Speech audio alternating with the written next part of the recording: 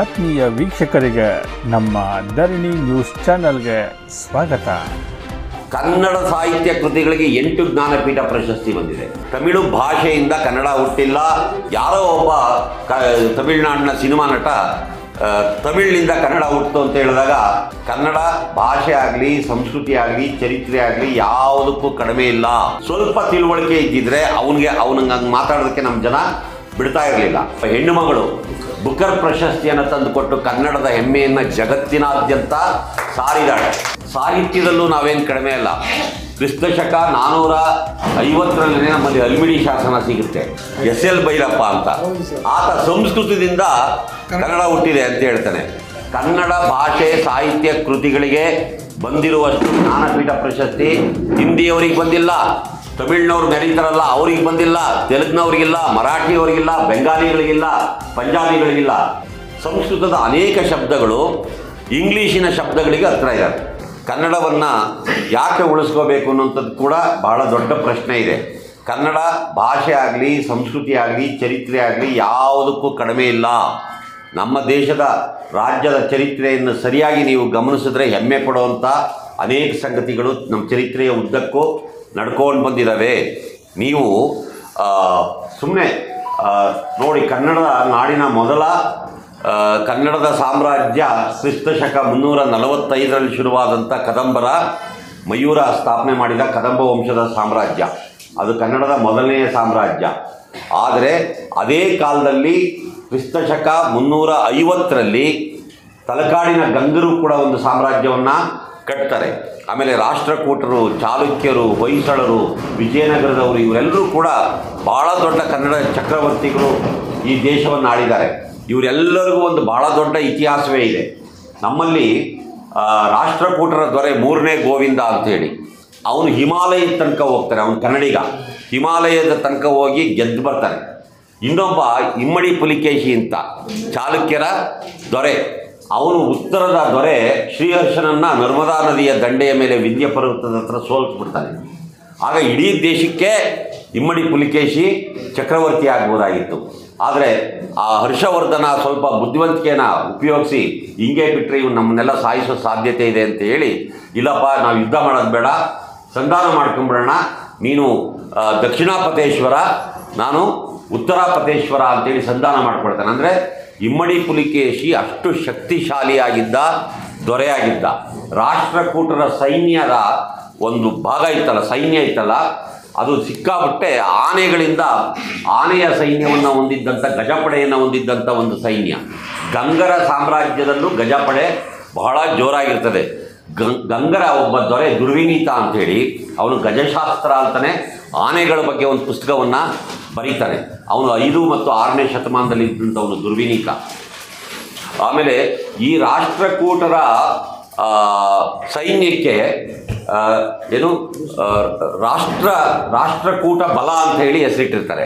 ಅಷ್ಟು ಇಡೀ ದೇಶದಲ್ಲೇ ಜಗದ್ವಿಖ್ಯಾತವಾಗಿದ್ದಂಥ ಒಂದು ಸೈನಿಕರ ಶಕ್ತಿ ನಮ್ಮಲ್ಲಿತ್ತು. ಅದಾದ ಮೇಲೆ ಸಾಹಿತ್ಯದಲ್ಲೂ ನಾವೇನು ಕಡಿಮೆ ಅಲ್ಲ. ಕ್ರಿಸ್ತಶಕ 450ರಲ್ಲಿ ನಮ್ಮಲ್ಲಿ ಹಲ್ಮಿಡಿ ಶಾಸನ ಸಿಗುತ್ತೆ. ಅದಕ್ಕಿಂತ ಹಿಂದೆ ಇರಲಿಲ್ವಂದ್ರೆ ಇತ್ತು, ಆದರೆ ಸಿಕ್ಕಿಲ್ಲ ಅಷ್ಟೇ. ನಮಗೆ 1000 ವರ್ಷಗಳ ಹಿಂದೆ ನಮಗೆ ಪಂಪ ಸಿಗ್ತಾನೆ. ಪಂಪನಿಗಿಂತ ಹಿಂದೆ ಕವಿಗಳಿರಲಿಲ್ವಂದ್ರೆ ಇದ್ದರು, ಆದರೆ ಅವ್ರಿಗೆ ಯಾವ ಕೃತಿಗಳು ಸಿಕ್ಕಿಲ್ಲ. ಅವ್ರು ಇದ್ದರು ಅನ್ನೋದಕ್ಕೆ ಸಾಕ್ಷ್ಯಗಳು ಸಿಕ್ಕಿದ್ದಾವೆ.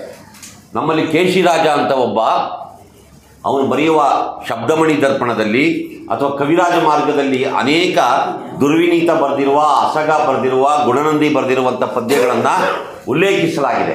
ಅಂದರೆ ಪದ್ಯಗಳನ್ನ ಕೋಟ್ ಮಾಡಿದ್ದಾರೆ ಇಲ್ಲಿ. ಆ ಕಾವ್ಯಗಳು ಸಿಕ್ಕಿಲ್ಲ ನಮಗೆ. ದುರ್ವಿನೀತ ಗಜಶಾಸ್ತ್ರವನ್ನು ಬರೆದಲ್ಲ, ಅದು ಸಿಕ್ಕಿದೆ. ಆದರೆ ಅವನೊಂದು ಕನ್ನಡದಲ್ಲಿ ಮಹಾಕಾವ್ಯವನ್ನು ಬರೀತಾನೆ, ಅದು ನಮಗೆ ಸಿಕ್ಕಿಲ್ಲ. ಅವನು ಭಾರವೀಯ ಕಿರಾತಾರ್ಜುನ ವಿಜಯಕ್ಕೆ ಅವನೊಂದು ಭಾಷ್ಯವನ್ನು ಕೂಡ ಬರೀತಾನೆ ದುರ್ವಿನೀತ. ಅಂಥ ಒಬ್ಬ ಕವಿ. ಅವನ ಕಾವ್ಯ ಏನಾದರೂ ನಮ್ಗೆ ಇವತ್ತು ಸಿಕ್ತು ಅಂತಂದರೆ ನಮ್ಮ ಕಾವ್ಯದ ಚರಿತ್ರೆ ಸುಮಾರು 1500 ವರ್ಷಗಳ ಹಿಂದಕ್ಕೆ ಹೋಗುತ್ತೆ. ಯಾರೋ ಒಬ್ಬ ತಮಿಳ್ನಾಡಿನ ಸಿನಿಮಾ ನಟ ತಮಿಳಿನಿಂದ ಕನ್ನಡ ಹುಟ್ಟಿತು ಅಂತ ಹೇಳಿದಾಗ ನಾವೆಲ್ಲ ಮೌನವಾಗಿ ಬೆಬೆಬೆ ಅಂತ ಕೂತಿರ್ತೀವಿ. ಯಾಕೆ ನಮ್ಗೆ ಗೊತ್ತಿಲ್ಲ ಯಾವುದರಿಂದ ಯಾವುದು ಹುಟ್ಟಿತು ಅನ್ನೋದು ಏನೂ ಗೊತ್ತೇ ಇಲ್ಲ ನಮಗೆ. ಅಂಥ ಒಂದು ಪರಿಸ್ಥಿತಿ ಇರೋದ್ರಿಂದಾಗಿ ಸ್ವಲ್ಪ ತಿಳುವಳಿಕೆ ಇದ್ದಿದ್ರೆ ಅವನಿಗೆ ಹಂಗೆ ಮಾತಾಡೋದಕ್ಕೆ ನಮ್ಮ ಜನ ಬಿಡ್ತಾ ಇರಲಿಲ್ಲ. ಆದರೂ ಕೆಲವು ಪ್ರಜ್ಞಾವಂತರು ಅದಕ್ಕೆ ಪ್ರತಿರೋಧವನ್ನು ತೋರಿಸಿದರೆ. ತಮಿಳು ಭಾಷೆಯಿಂದ ಕನ್ನಡ ಹುಟ್ಟಿಲ್ಲ. ಇನ್ನೊಬ್ಬ ಭೈರಪ್ಪ ಅಂತ ಕನ್ನಡದವನೇ ಅವನು ಹೇಳ್ತಾನೆ SL ಭೈರಪ್ಪ ಅಂತ, ಆತ ಸಂಸ್ಕೃತದಿಂದ ಕನ್ನಡ ಹುಟ್ಟಿದೆ ಅಂತ ಹೇಳ್ತಾನೆ. ಸಂಸ್ಕೃತಕ್ಕೂ ಕನ್ನಡಕ್ಕೂ ಎಷ್ಟೊಂದು ವ್ಯತ್ಯಾಸ ಇದೆ. ಸಂಸ್ಕೃತವನ್ನು ವಿರೋಧಿಸುವುದಕ್ಕಾಗಿಯೇ ಪಂಪ ಕಾವ್ಯ ಬರೆಯೋದು, ಭಾಳ ಅದ್ಭುತವಾದ ಕಾವ್ಯವನ್ನು ಕನ್ನಡದಲ್ಲಿ ಅವನು ಬರೀತಾನೆ. ಅಷ್ಟೇ ಅಲ್ಲ, ಸಂಸ್ಕೃತ ನಮ್ಮ ದೇಶದ ಭಾಷೆಯೇ ಅಲ್ಲ. ಅರ್ಥ ಮಾಡ್ಕೊಳ್ಳಿ ಇದನ್ನು ಭಾಳ ಸ್ಪಷ್ಟವಾಗಿ. ನಮ್ಮ ಪುರೋಹಿತರು ಮಂತ್ರ ಹೇಳ್ತಾರೆ ಅಂತ ನಾವು ಅದ್ರ ಬಗ್ಗೆ ಗೌರವ ತೋರಿಸ್ಬೋದು, ನಮ್ಮ ದೇವರು ಮಂತ್ರ ಹೇಳ್ತಾವ್ರೆ ಅಂತೇಳಿ. ಇದು ನಮ್ಮ ದೇಶದ ಭಾಷೆಯೇ ಅಲ್ಲ, ಅದು ಇಂಡೋ ಆರ್ಯನ್ ಭಾಷೆ. ಇಂಡೋ ಆರ್ಯನ್ ಭಾಷೆ ಅಂದರೆ ಯಾವುದೋ ಆರ್ಯಾವರ್ತದಿಂದ ಬಂದಿರುವ ಭಾಷೆ, ನಮ್ಮ ದೇಶದ ಭಾಷೆ ಅಲ್ಲ. ನಮ್ಮ ದೇಶದ ಭಾಷೆ ಅಲ್ಲ ಅನ್ನೋದಕ್ಕೆ ಎಷ್ಟೆಲ್ಲ ಉದಾಹರಣೆಗಳು ನಿಮ್ಗೆ ಈ ಕ್ಷಣ ಸಿಗ್ತವೆ. ಸಂಸ್ಕೃತದ ಅನೇಕ ಶಬ್ದಗಳು ಇಂಗ್ಲೀಷಿನ ಶಬ್ದಗಳಿಗೆ ಹತ್ತಿರ ಇದ್ದಾವೆ. ಸಂಸ್ಕೃತದಲ್ಲಿ ತಾಯಿ ಅನ್ನೋದಕ್ಕೇನು ಮಾತೃ, ಇಂಗ್ಲೀಷ್ನಲ್ಲಿ ತಾಯಿ ಅನ್ನೋದಕ್ಕೇನು ಮದರ್. ಮಾತೃ ಮದರ್ ಹೇಗಿದೆ ಅವೆರಡರ ಶಬ್ದಗಳ ಹೊಂದಾಣಿಕೆ? ಅಣ್ಣ ಅನ್ನೋದಕ್ಕೆ ಏನು ಹೇಳ್ತೀವಿ, ಸಹೋದರ ಅನ್ನೋದಕ್ಕೆ ಸಂಸ್ಕೃತದಲ್ಲಿ ಭ್ರಾತೃ. ಅಲ್ಲೇನು ಹೇಳ್ತಾರೆ ಬ್ರದರ್.